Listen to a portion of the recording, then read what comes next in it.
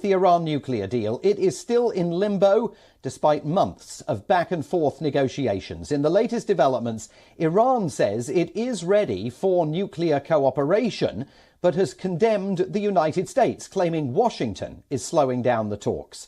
In a statement, lawmaker Ruhollah Abbaspour in Tehran said Iran's policy and approach are clearly and logically expressed in the negotiations. But what brings the negotiations to the final result, he insisted, is the behaviour of the negotiating parties. He said America's behaviour is not predictable.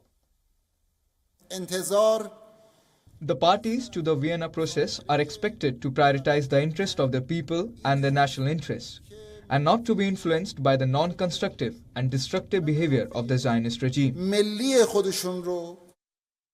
Meanwhile, France, Britain and Germany have vented their frustration at Iran's demands. Tehran is insisting that the UN nuclear watchdog must close a probe into uranium particles found in Iran.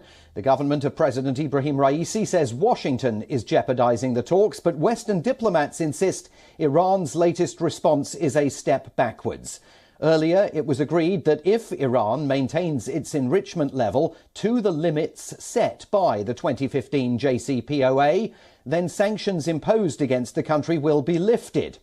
Meanwhile, Israeli Defense Minister Benny Gantz has travelled to New York for talks with United Nations officials. He's due to meet with UN Secretary-General Antonio Guterres. That trip coming on the heels of Gantz's visit to the United States at the end of August, which also focused on the ongoing efforts to revive the deal. Israel, of course, opposes them.